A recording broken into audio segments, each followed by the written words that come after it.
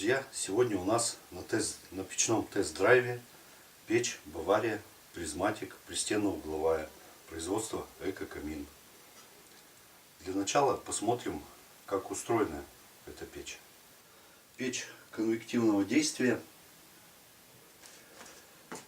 Корпус у печи двойной, поэтому между топкой и корпусом печи происходит прогрев воздуха, идет забор снизу холодного воздуха, и в эти все прорези идет выход разогретого воздуха. То есть циркуляция происходит постоянно, поэтому помещение прогревается по всему объему, с пола собирается холодный воздух. Дымоход вначале идет труба одноконтурная, одинарная труба, затем идет переход на двухконтурную, и дальше уже до конца труба идет теплоизолированная. Шибер установлен. Такое положение открытое, такое полностью закрытое. У печи есть две регулировки воздуха. Регулятор мощности, когда воздух подается через колосник, и регулятор на очистку стекла.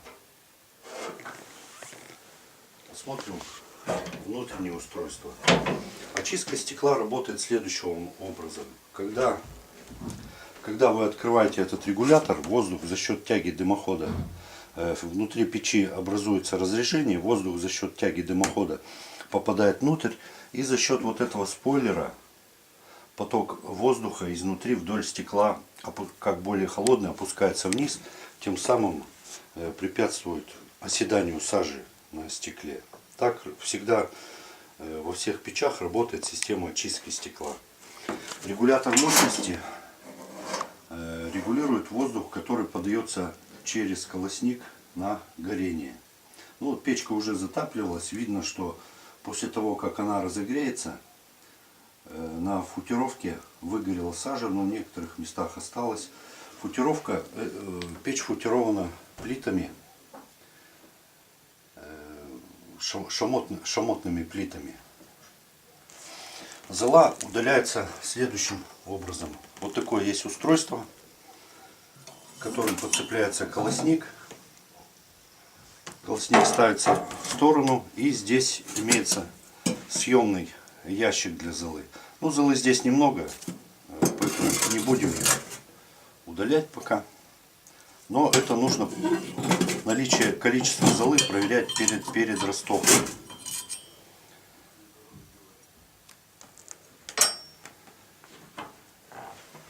Очистка стекла, какая бы она ни была эффективная, все равно время от времени стекла нужно чистить. Все равно они коптятся. Особенно коптятся, когда дрова сырые.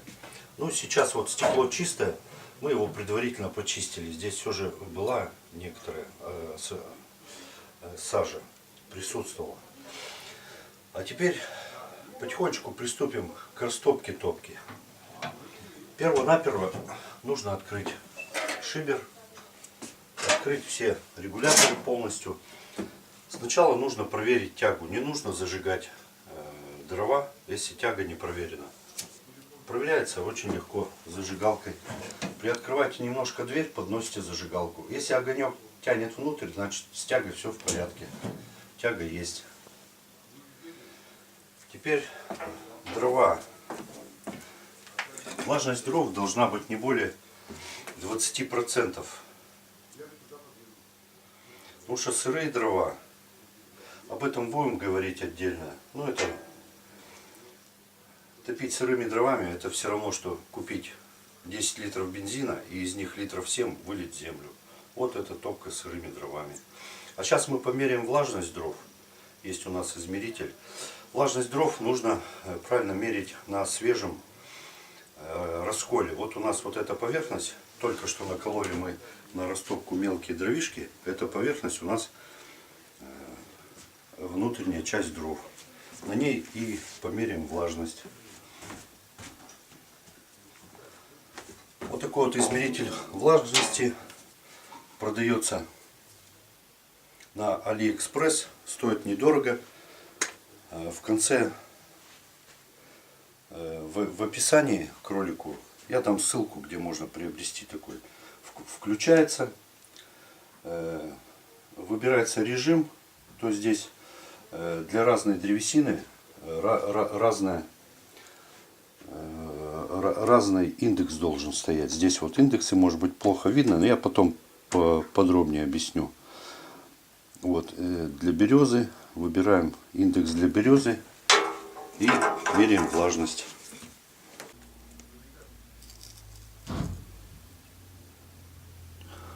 Вот влажность этих дров 6% всего лишь навсего. Эти дрова вылеженные, мы в салон, у нас салон действующих каминов, мы заготавливаем их заранее, поэтому эти дрова достаточно сухие, они вылеженные. Но 20% считается влажность оптимальной. Растапливать есть тоже несколько способов растопки печей. Подробно остановимся в другом ролике. Но в данном случае печь у нас колосниковая, то есть горение на колосниковой решетке. А технологии горения тоже бывают разные, о чем тоже впоследствии будем говорить. Поэтому применим способ розжига, верхнего розжига. То есть вниз укладываются дрова покрупнее, помельче, наверху дрова мелкие и поджигается сверху. Такой способ позволяет замедлить сгорание дров. И по мере того, как мелкие сгорают дрова, нижние дрова подготавливаются, подсыхают, разогреваются. И таким образом меньше выделяется сажи. Кстати, дрова мы заказываем размером Евростандарт. Для многих смущает, что печь, допустим, в этой дрова крупные помещаются, а есть печи, в которых дрова помещаются 30 сантиметров. Многих смущает. Многие стремятся, чтобы печь позволяла 50-сантиметровые дрова. Мы всегда заказываем дрова Евростандарта 33 сантиметра. Причем даже мы нашли поставщика, который нам привозит дрова окоренные. Береста, березовые дрова. Их береста дает много сажи и копоти. Вот. Ребята согласились нам поставлять дрова без коры. Это очень здорово. Это уменьшает осаждение сажи в дымоходе. Такие дрова хорошие.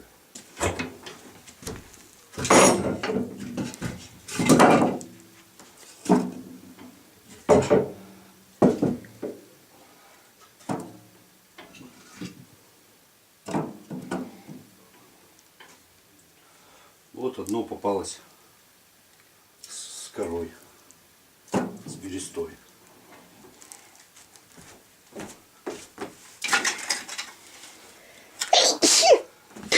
Следующий слой. Укладываем дрова покрупнее.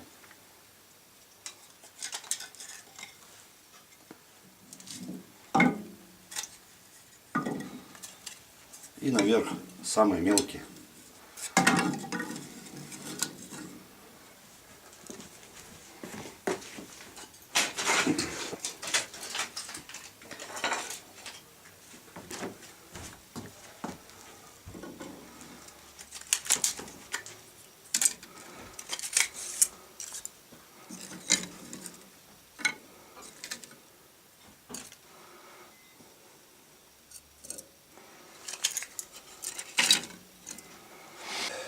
Перед розжигом проверяем, чтобы все заслонки были максимально открыты. Заслонка на очистку стекла, регулятор мощности и открытый полностью шибер. Для розжига мы используем вот такие вот, их много разных разновидностей. Вот такие вот кубики. Один такой кубик горит 15 минут. Очень удобно. Ни в коем случае не используйте для розжига жидкости. Это запрещено правилами, это очень опасно. Потому что могут в топке скопиться пары и может образоваться взрывоопасная смесь. Это опасно.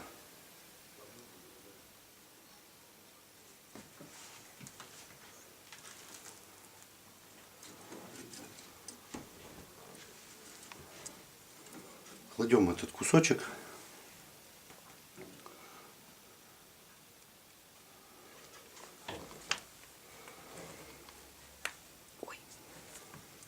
Первоначально можно дверь не закрывать на защелку. По крайней мере, такая рекомендация есть в таких достаточно серьезных шведских печах. Не закрывать заслонку, чтобы быстрее происходил розжиг. Вообще, то, что касается розжига, то нужно стремиться к тому, чтобы побыстрее печь вывести на рабочий режим. Печь, так же как двигатель автомобиля, это такая же тепловая машина. Поэтому нужно стремиться, чтобы печь как можно быстрее прогрелась и начала работать эффективно. Потому что когда печь холодная, температура в зоне горения еще не высокая, поэтому в этот момент образуется много сажи. И чем быстрее вы печь выведете на рабочий режим, тем быстрее она начнет работать эффективно и будет давать более чистое сгорание. Например, в автомобиле, ведь когда вы запускаете автомобиль, у нас работает малый круг системы охлаждения для того, чтобы быстрее поднять рабочую температуру, а уже потом включается большой круг охлаждения. Это для того, чтобы двигатель вывести на рабочий режим как можно быстрее. Также нужно стремиться и печку вывести на рабочий режим как можно быстрее.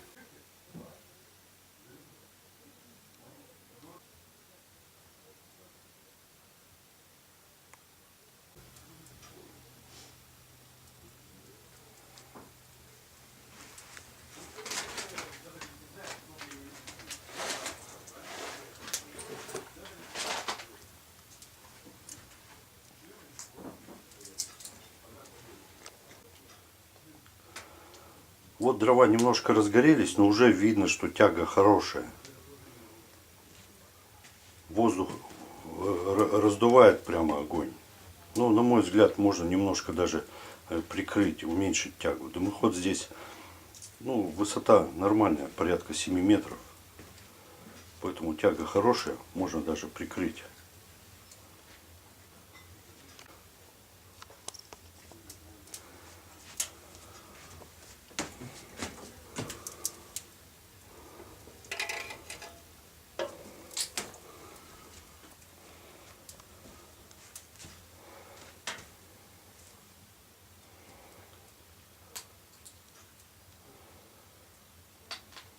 Любая печь, она требует какое-то время, чтобы к ней привыкнуть.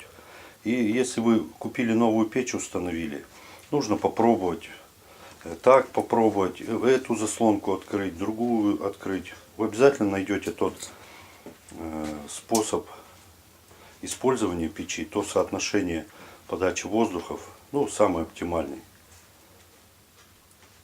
Ну вот, все равно тяга большая. Можно, пожалуй, прикрыть и дверцу, которая у нас не на защелке закрыта. Прикрываем. Ну вот и сразу огонь как-то стал более плавно гореть.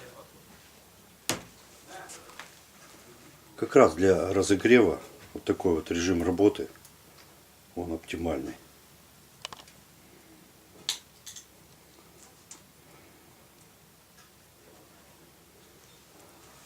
С момента розжига прошло 4 минуты.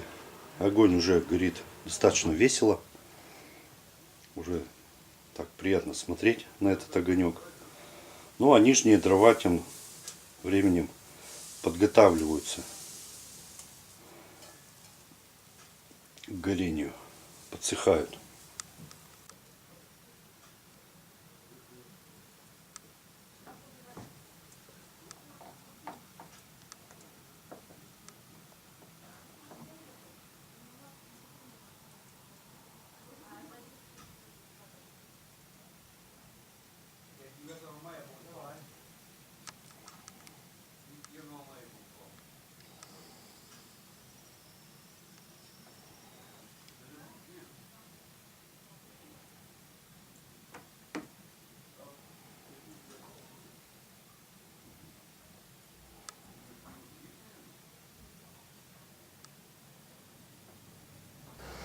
Сейчас посмотрим на трубу, на выход трубы и на дымок.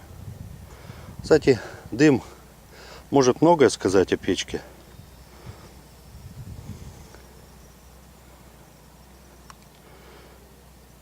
Вот сейчас, может быть, на камере не очень видно, но дым немножко с чернотой идет. То есть печь еще не вышла на режим, поэтому чернота ведь это остатки не сгоревшего топлива, сажа. Поэтому пока печь не вышла на режим, немножко выброс сажи он присутствует.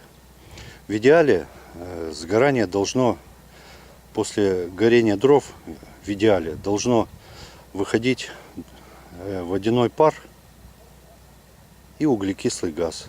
Но идеал недостижим.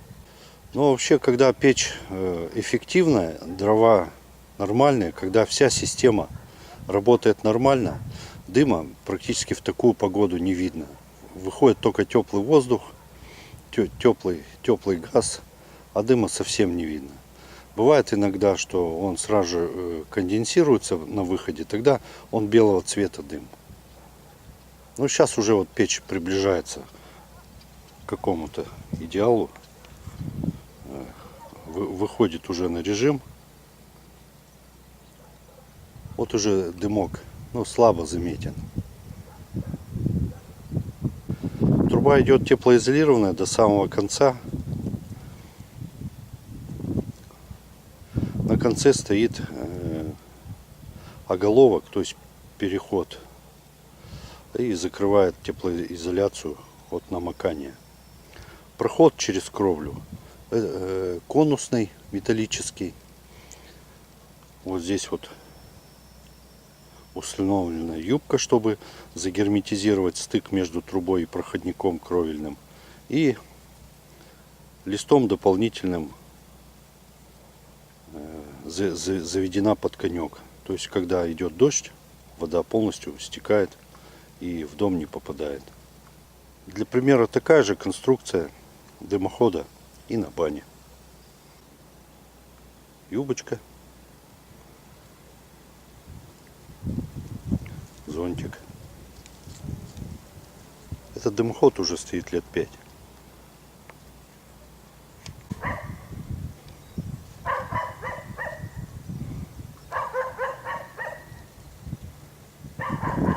Ну вот дыма почти уже не видно. То есть печь уже приближается к выходу на рабочий режим.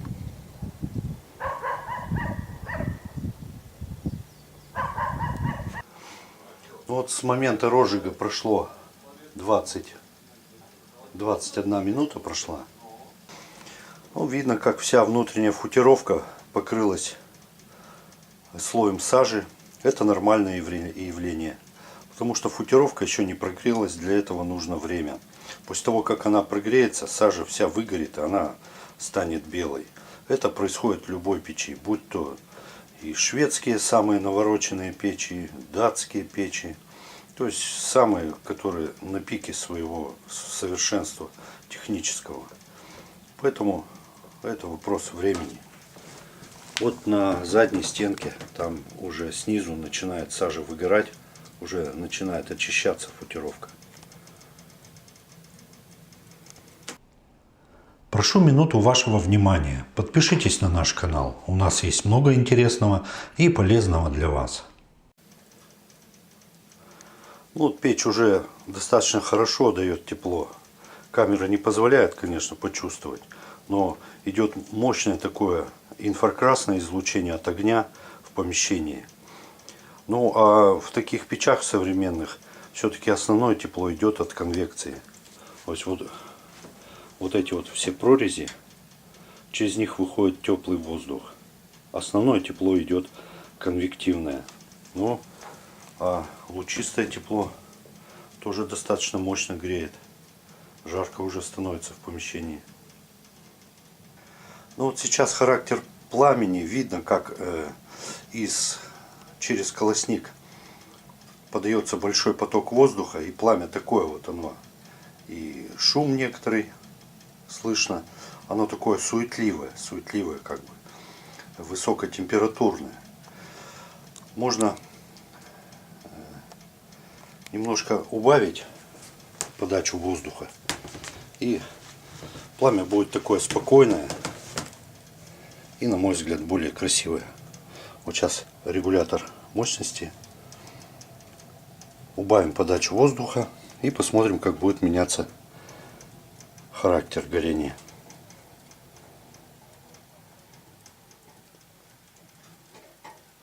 Вот уже исчез шум, пламя стало более спокойное.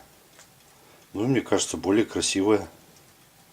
Уже печь начинает выходить на режим, и когда она выходит на режим, ну уже картинка огня, она тоже меняется.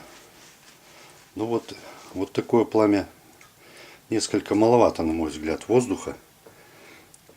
Надо немножко добавить.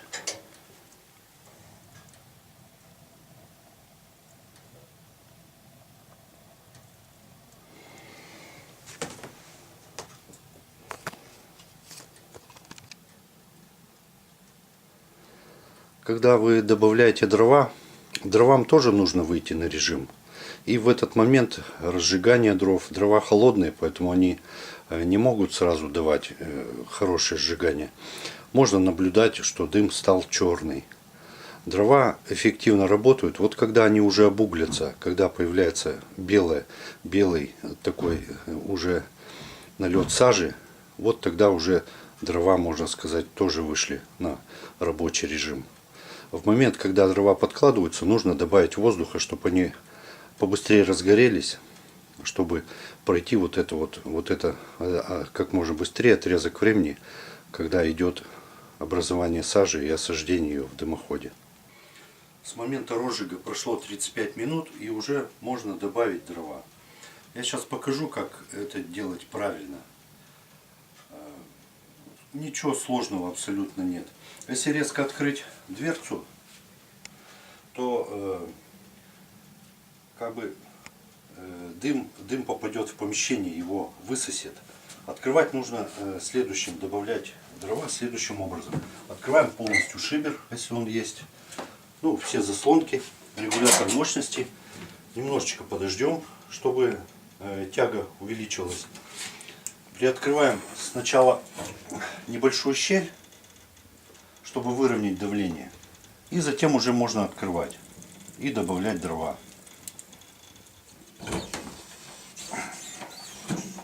Добавлять дрова лучше не по одному, а по 2-3 полена.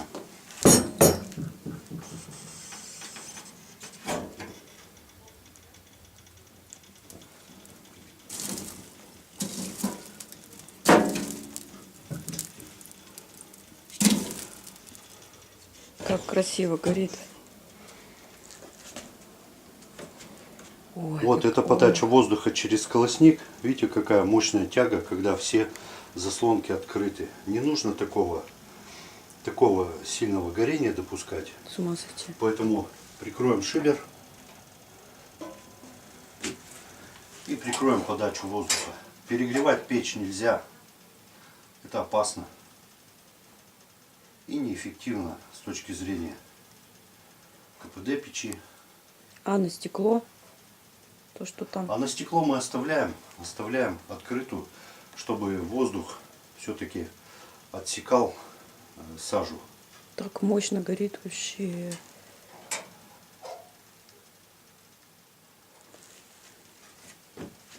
Красиво. Красиво очень. Угу. Даже тепло стало. Жарко, я бы сказала. А сейчас, да, уйдет. Но полчаса прошло, считай, тут вообще жарище невыносимое.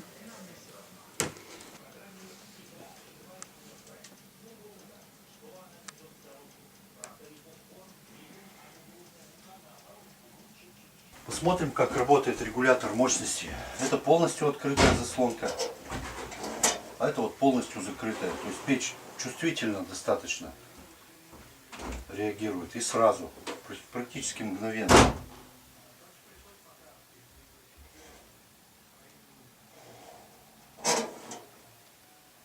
Блин, так красиво.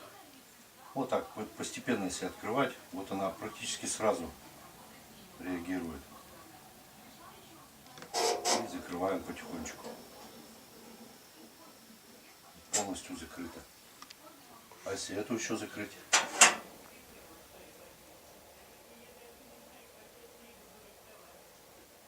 Отсюда закрыли, а нижний регулятор он не плотный, и через неплотности как бы больший подсос воздуха пошел через колосник.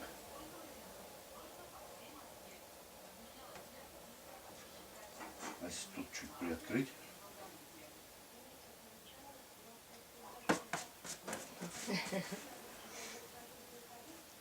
Ну вот по характеру пламени вот такое вот более оптимальное горение. И не очень сильно идет воздух, как бы раздувая это пламя. И такое оно по цвету уже такое, ну и более красивое. И не видно вот этих черненьких паутинчатых таких сажи. Полосок от сажи. Да. Вот такой, да. То есть тут тоже надо подбирать режим работы.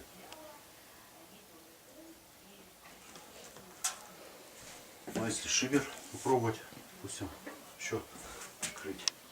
И это уже хуже. Вернем обратно.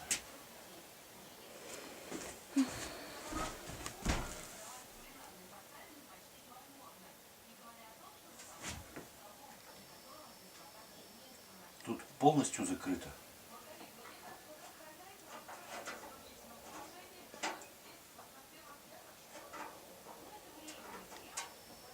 Здесь где-то на середине.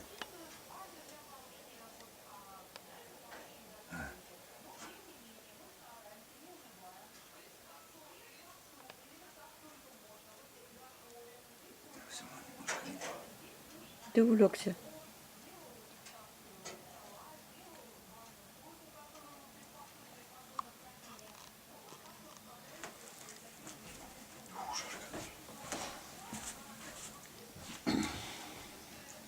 Крутяк. Сейчас померяем температуру в разных частях печи и помещения. Для этого воспользуемся вот таким вот пирометром лазерным. Предел температуры измерения у него до 950 градусов. Такой пирометр я купил на Алиэкспресс. Ссылочку под описанием оставлю, где можно его приобрести. Померяем сначала на стекле.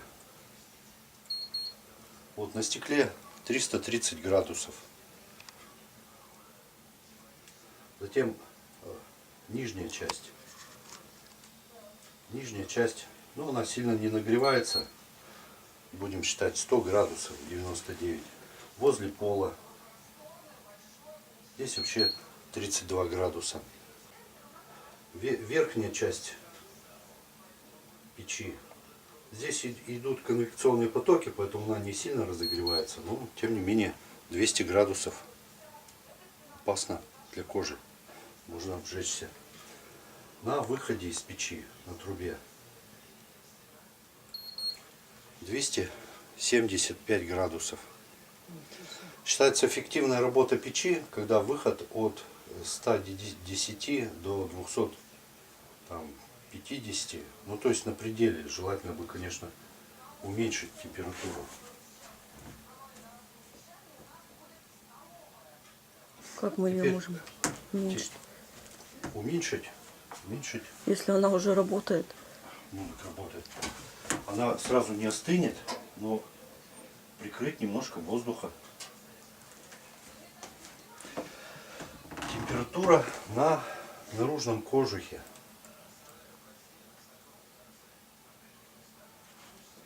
На наружном кожухе вот 78 градусов. Температура вполне безопасна для древесины. Древесина начинает обугливаться при температуре где-то 150 градусов. То есть это вполне пожаробезопасное. А если учесть, что здесь еще дополнительно узел прохода сделан, то температура вполне безопасная.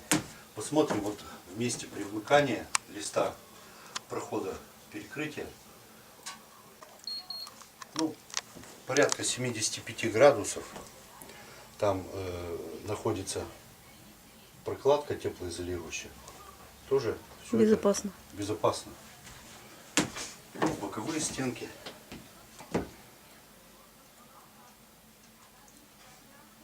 Температура на плитке 90 градусов. Задняя стенка 140 градусов. Допустим, деревянное Панель. покрытие. Стена 28 градусов. В верхней части 36 градусов. Ну, то есть это все безопасно. На потолке 44 градуса. На балке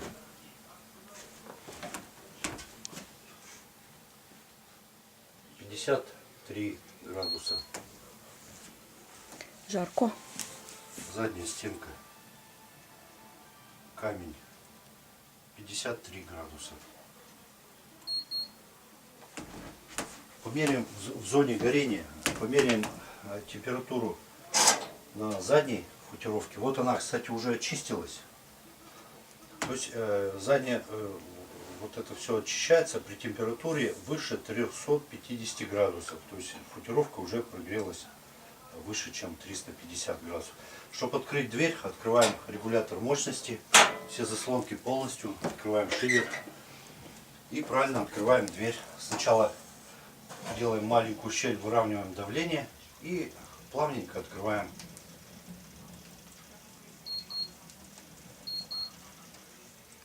Температура на футировке 460 градусов. Температура в горячих углях 760 градусов.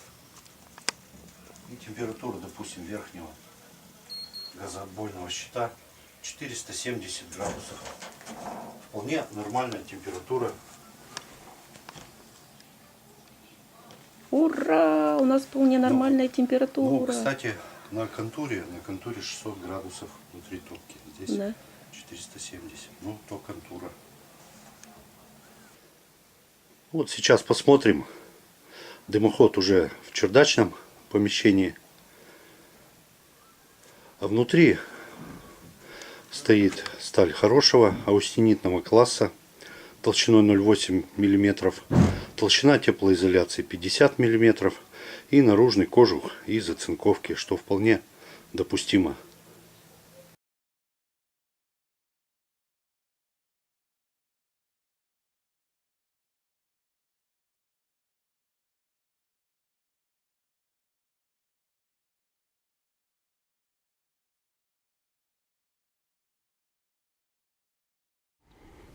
Итак, дорогие друзья, подведем итог печного тест-драйва печи Bavaria Prismatic пристенно-угловой. В ценовом сегменте до 30 тысяч я считаю, что печь вполне себя оправдывает. Печь сделана качественно. Внутри установлена футировка, то есть шамотные плиты.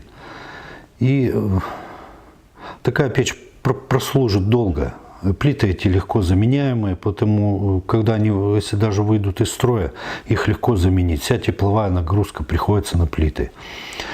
Положительный момент то, что глубокая топка и дрова. Ну, многим почему-то нравится, чтобы дрова большие, крупные помещались. Все это есть. Хороший обзор, боковые стекла, то есть топка призматической формы. Печь позволяет с разных углов видеть пламя. Но вместе с тем система очистки стекла устроена таким образом, что на очистку воздух подается только на переднее большое стекло.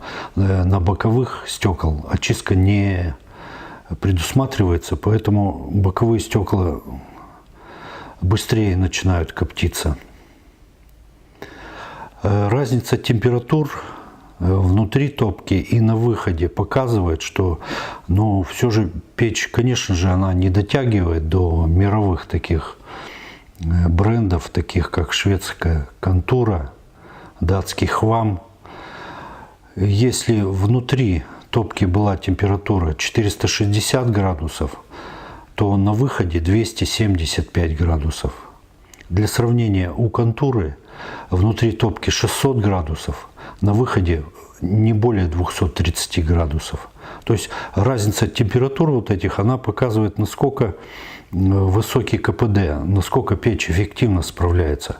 Ну а, допустим, у контуры, если удается до 900 градусов нагреть печку, то на выходе 250-260.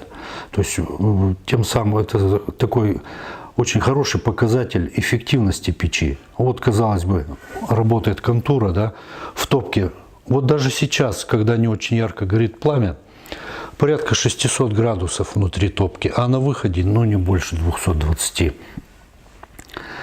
Поэтому ставить их в одну линейку с такими, ну, это печи достаточно дорогого сегмента. Вот. И не каждый, конечно же, может их позволить, и тем более в наше такое непростое время.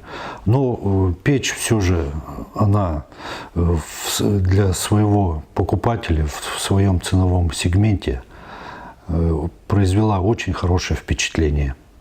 Поэтому всем рекомендую печи. Мы давно работаем с производителем Экокамин, и у него продукция качественная, и людям нравится, покупают ее, поэтому рекомендую эти печи для установки.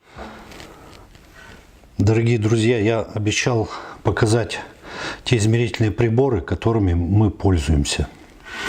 Но прежде хотел показать вот такой вот измеритель влажности. Нам его подарили где-то в Москве на выставке, кто-то из поставщиков. Вот так вот он устроен. Ну, приборчик ни о чем. И он дешево стоит, допустим, ну, на Алиэкспресс, но покупать его не стоит.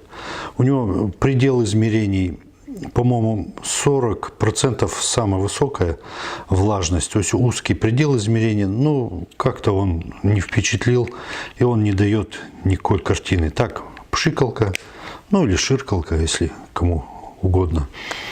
Вот. Мы пользуемся вот таким вот измерителем влажности. Тоже он куплен на Алиэкспресс. Сколько стоит, не помню. Но ссылку оставлю, посмотрите. Вот здесь 3 кнопки управления. Включение. Нажали, включили. Затем выбор режима сводится к тому, что вы выбираете индекс. Индексы здесь А, Б, С, Д. И каждому индексу здесь прямо написано по-английски, какая порода древесины соответствует. Выбираете тот индекс, которому соответствует та древесина, которую вы хотите померить. И третья кнопка, если вы ее нажимаете, то после измерения показания влажности остаются на экране. Если она не нажата, то во время измерения вы видите показания, как только вы отняли прибор от древесины, они обнулились сразу. Ну вот, для примера замеряем сейчас. Ну, как я говорил, мы дрова заготавливаем заранее. Дрова у нас евростандарта до 33 сантиметров. И нам поставляют дрова без бересты.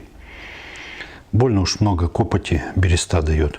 Ну вот если попробовать замерить, они очень сухие дрова. Вот даже не показывает ничего, поэтому я не раскалывал. Надо правильно сделать, расколоть их и на свежем расколе замерять. Приборчик мне лично понравился, поэтому я его рекомендую.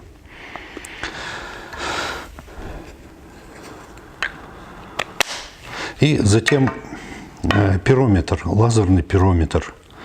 Вот таким пирометром мы пользуемся. И предел измерения от минус 50 до 950 градусов. Для наших целей, ну, вполне достаточный диапазон. Инструкция прилагается, но на русском языке нету. Есть на английском, немецком, испанском. Россия, конечно же, страна мизерная, поэтому, ну, что же для нее стараться переводы какие-то писать, делать, ну, вот как-то так.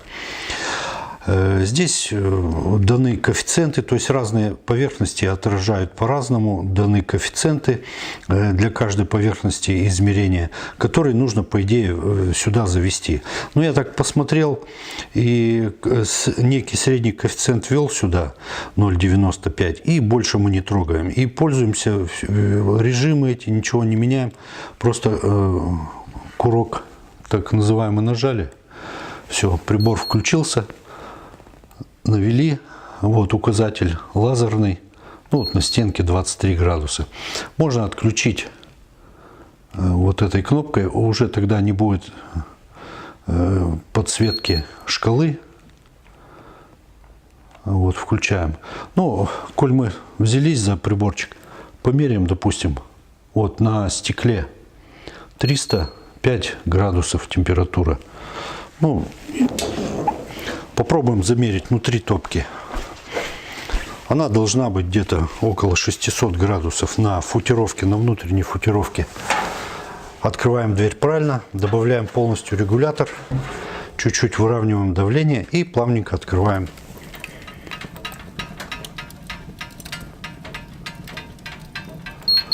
Ну вот сейчас 530 градусов на внутренней футировке, вверху 516.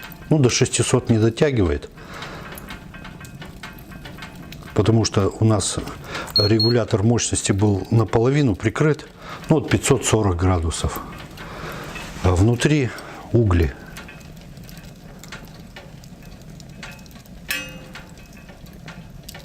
Ну, от 670-650 до 720. Ну и померяем, допустим, на выходе. Вот на выходе 203 градуса. То есть разница между температурой внутри топки и на выходе — это как раз показатель эффективности и технического совершенства печи. Ссылки на эти приборы я оставлю в описании к видео ниже. Поэтому, если кому нужно, то можете их приобрести.